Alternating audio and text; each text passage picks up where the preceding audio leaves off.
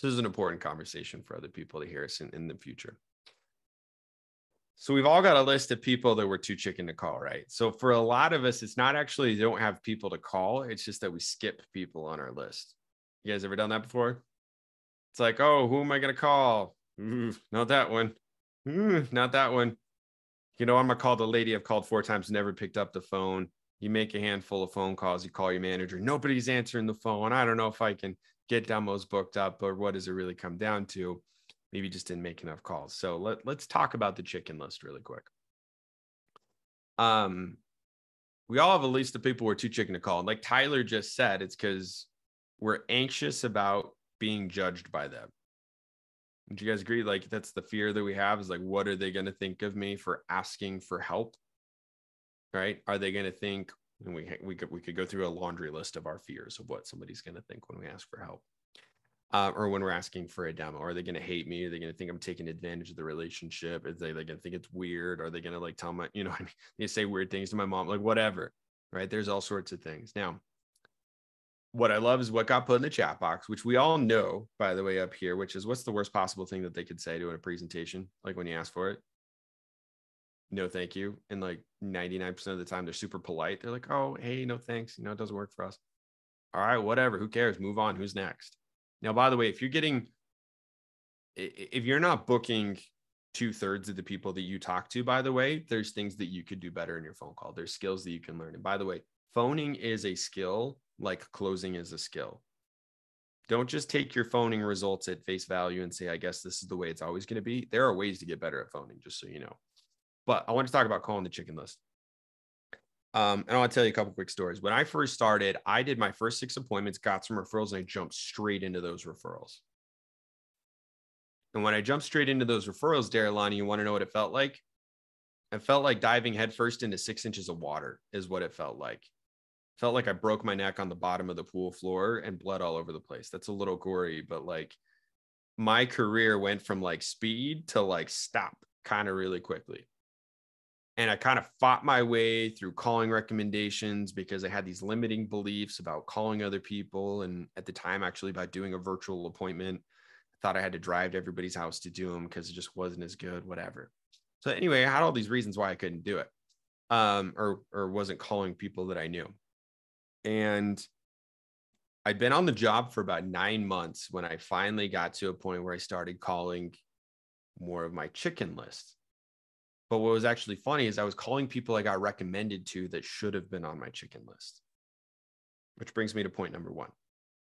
There are more people to call, you just haven't gotten creative enough to think about it. Also, how many of you know that there's more people to call, you just haven't got their numbers yet? I'm not going to tell you that's an easy task because it's not. It's the hardest. It's the hard part about the job when you're brand new is rounding up some of those numbers, getting them from teachers, getting from other people. You kind of have to be really resourceful for that, right, Jenny?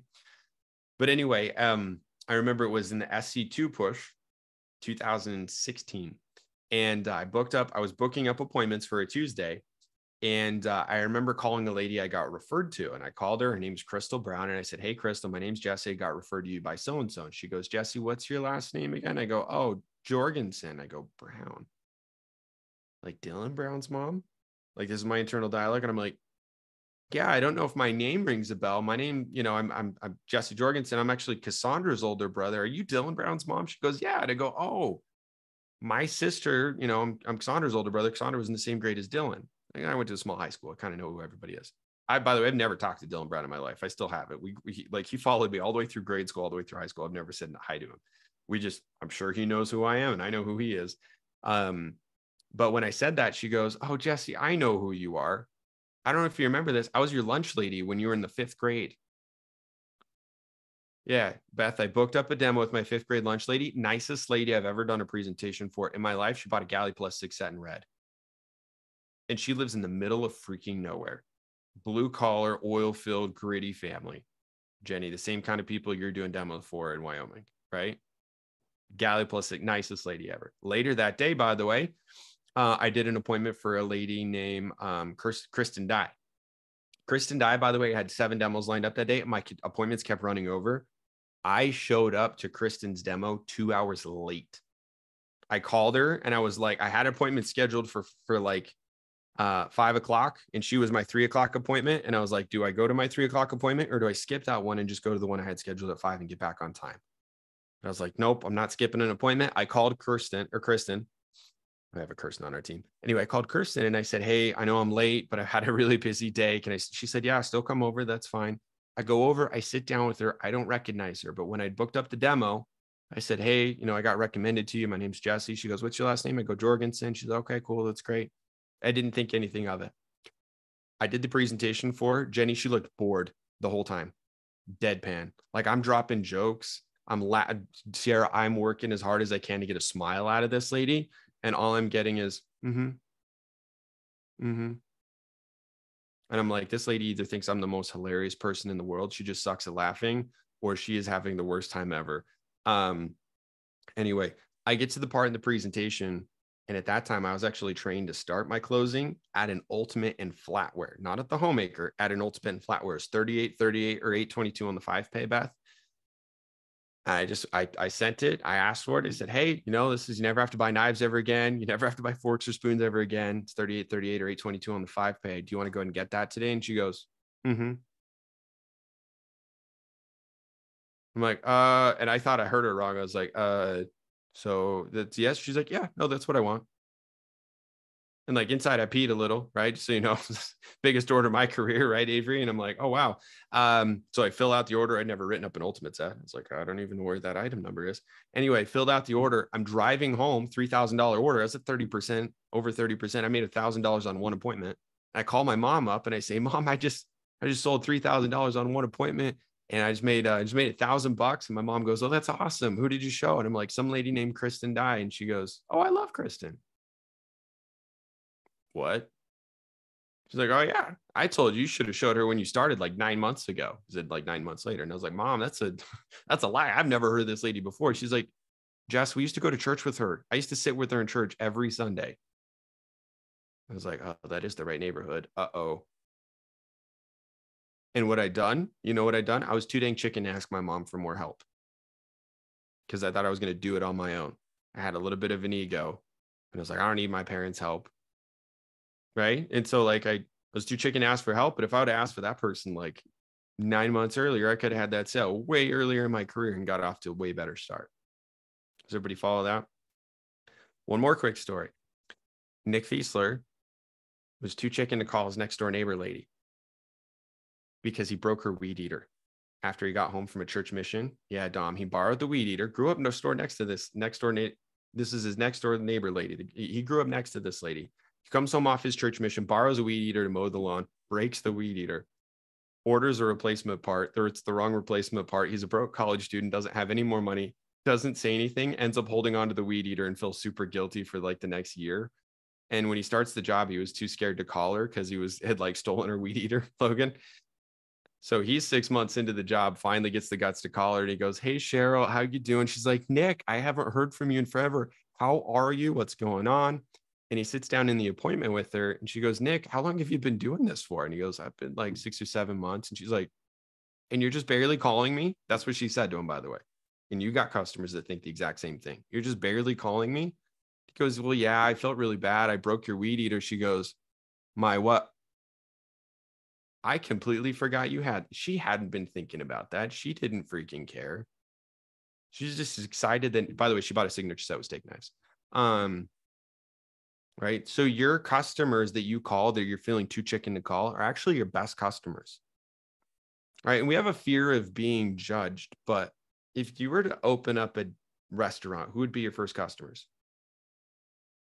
People you know. Yeah, friends, family, friends of friends. You'd be like, hey, tell everybody to come down. We'll give them a good deal. It's their opening weekend. Yeah, your first. Yeah, exactly. Kirsten, you sold a bunch of like small orders and you didn't sell your first homemaker until you got the guts to call your family who hates your mom and dad. They're like your estranged family in Minnesota that like don't talk to your side of the family, but you're like, screw it, I'm going to call them for a demo anyway. They all love you. In fact, Kirsten's uniting her family again, right? But yeah, if you were to open up a dentist practice, who'd be your first customers? Yeah, probably people you know, right? And would they be sad if you sent them a letter in the mail saying, hey, come down to my practice? Or would they be sad if you called them and said, hey, I'm a dentist in town. I don't know if you're needing a new dentist, but like, I'd love to help you out. So you need to stop thinking about what you're doing, Dom, as something that you're doing to people, and actually understand that you're offering them a product they're going to have their entire lives. If I could give you a cure for the common cold, you'd never get sick again or get COVID for the rest of your life, who would you show that to? Even if they had to pay for it? Wouldn't you want to at least just tell people about it? Hey, just so you know, I have a pill that like takes away, makes this you never get sick ever again. Or is that, I mean, it costs some money, but would you be interested in seeing it at least? You'd want to tell everybody, guys, you have the cure for the worst thing in the kitchen, which is the knives. And people are going to have their Cutco for the rest of forever. So to cap off this conversation, which is the chickenless conversation, which is just a few things here. How many of you know how to drive stick shift? I know it's a dying art, but okay, cool. Handful of you. All right. So Avery, this job is like driving a stick shift. First gear, people you know, you love, you know really well. You could call them on a dime, right? And you get an appointment really easy. Second gear is people that you know but haven't talked to in a while. People that know of you, right? That's people you know and you haven't talked to in a while. Third gear is people that know of you that would recognize your name, family name, or your mom's name. Fourth gear is recommendations. What happens if you go from first to fourth and you skip second and third? Yeah, exactly. Dom, you're going to stall out, or you're going to lug it and slip that clutch until you finally get up to speed and you finally get into your RPMs, right, Darylani? And it's going to take you a lot longer to build momentum. So I know it's not easy because there's fear of being judged. But I'm going to tell you, your customers don't get offended that Costco sends them marketing. I don't get offended that my favorite companies send me emails. And your customers aren't going to be offended either if you ask for a presentation. And again, the worst thing that they're going to say is no. And I promise it's not going to be awkward at the family reunion, by the way. Like I have an aunt that told me no to a presentation. I have another aunt, by the way, who I did the presentation for, who complained that it was too long because she was talking too much and didn't buy anything. She saw the product like a couple years later at the family reunion. Caleb, she's like, "This is great. What is this?" Like, "This is Cutco. This is the company I work for." "Oh, you do? How come you haven't done an appointment for us?" And I wanted to tell her what was up, because I was like, I don't think you remember that you were like savage to me on the phone. Logan, but they don't care. They don't remember. It's no big deal. Who cares? Move on. Who's next? Make sense? Hopefully that gives you a little bit of perspective on if you're jumping to referrals too soon, there's that. All of you actually could sell $20,000 to $30,000 worth of Cutco to people that you know without calling a single referral. And frankly, I would love for you all to do that, because by the time you've done that many appointments to have that many sales, guess what? You will have 500 plus recommendations you could call. You never have to worry about not having enough people to call ever again. So get down, get gritty, think bigger. If you need more help, by the way, on thought joggers and things like that, we can definitely help you on that. But that chicken list is something that you can rebuild all the time. Okay. Logan, what's your question, sir? I was just gonna say, so like as far as like when we're reading the script and stuff like that, now that Glad you we're like asked. outside of fast start, or like how we're going to be here soon, is there like another spot to find like a different script that doesn't say, "Hey, I'm starting my fast start script"?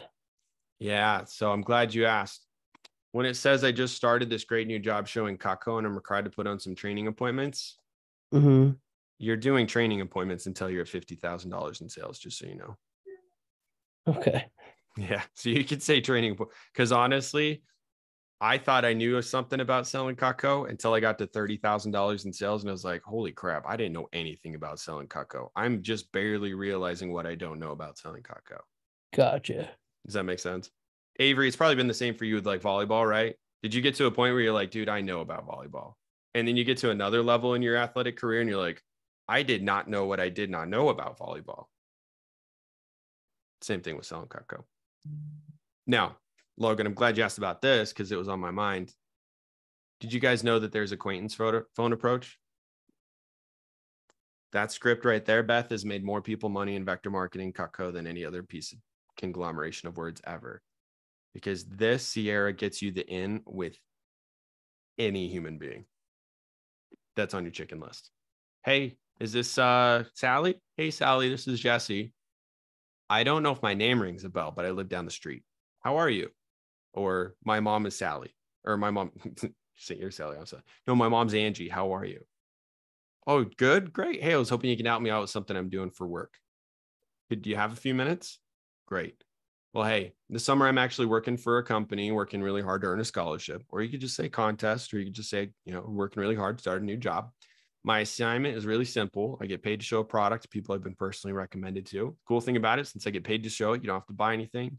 Just need your opinion on it really quickly. It's a lot of fun. It's quick and easy, and you help me get win a scholarship with my company. By the way, I can do the presentation right over the phone. You just need to be in front of a computer, have a laptop or computer at home. Done.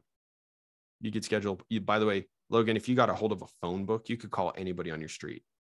Say, hey, my name's Logan. I live down the street in the White House. I don't know if my name rings a bell. And they go, oh, yeah, because those are people you wave at as they drive by. Do a demo for those people.